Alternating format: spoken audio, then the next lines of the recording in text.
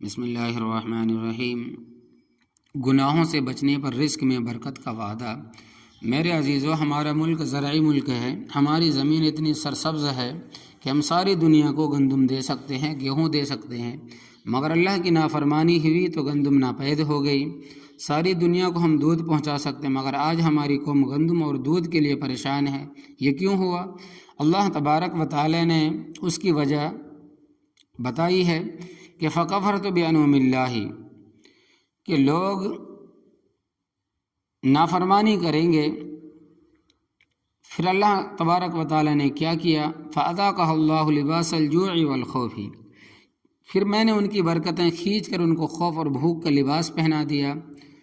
زرعی ملک ہونے کے باوجود ان کو گندم اور چاول پر لڑاتا ہے، اور یہ بات غور کرنے کی، بھوک صرف معدے میں پیدا ہوتی ہے، مال کی کمی کا خوف صرف دل میں پیدا ہوتا ہے، مگر اللہ تبارک و تعالی یہاں کہہ رہا ہے کہ میں نے پورے بدن کو خوف اور بھوک سے بھر دیا، رزق سے برکت نکلنے کی وجہ سے۔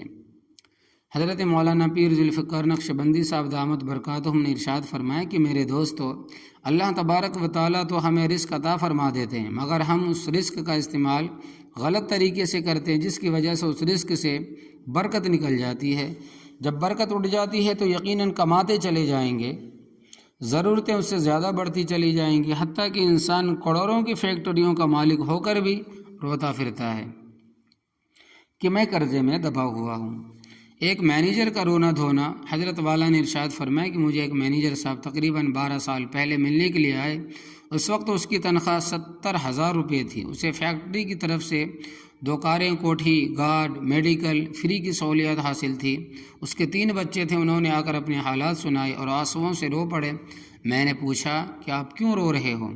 کہنے لگے کہ میں کس کے سامنے دل کھولوں، میرے اخراجات پورے نہیں ہوتے۔ میں نے پوچھا وہ کیسے؟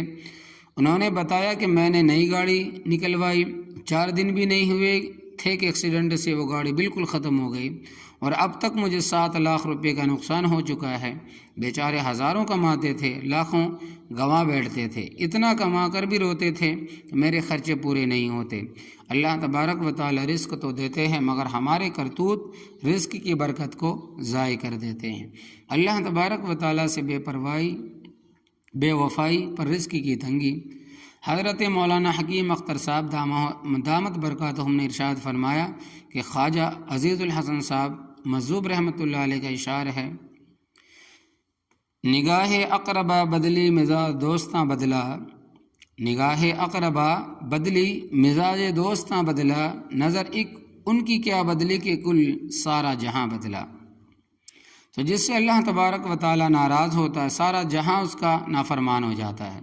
ایک اللہ والے بزرگ فرماتے ہیں کہ جب مجھ سے کوئی گناہ ہو جاتا ہے تو میری بیوی بھی نافرمان ہو جاتی ہے، میرے بچے بھی مجھے ستاتے ہیں، میرا گھوڑا بھی خلاف چلتا ہے، اور میرا گدھا بھی نافرمان ہو جاتا ہے۔ اور یہ وہ دنیاوی حکومت نہیں ہے کہ ہندوستان میں جرم کر کے برطانیہ یا امریکہ میں جا کر سیاسی پناہ لے لے۔ اللہ کا مجرم کہیں سیاسی پناہ نہیں پا سکتا، کیونکہ سارے عالم میں خدا ہی کی حکومت ہے، اسی کی زمین ہے، اسی کا آسمان ہے۔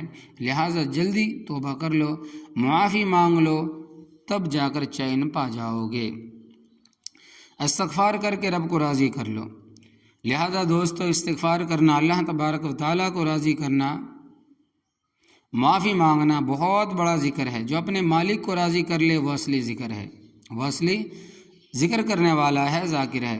الا بذکر اللہ تطمئن القلوب، اگر توبہ کر کے مالک کو خوش کر لو، معافی مانگ لو، تو تمہارے قلب کو چین آ جائے گا، دل کو چین آ جائے گا، قلب کو چین آ جائے گا، کیونکہ ذکر سے دل کے چین کا واسطہ اور رابطہ ہے، اور یہ اللہ تبارک و تعالیٰ کا ضابطہ ہے۔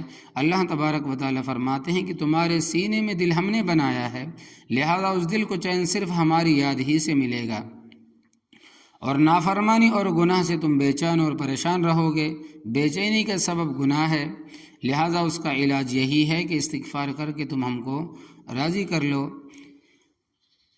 نہ دنیا سے، نہ دولت سے، نہ گھر آباد کرنے سے، نہ دنیا سے، نہ دولت سے، نہ گھر آباد کرنے سے، تسلی دل کو ملتی ہے خدا کو یاد کرنے سے۔ اللہ تبارک و تعالی ہمیں عمل کرنے کی توفیق عطا فرمائے۔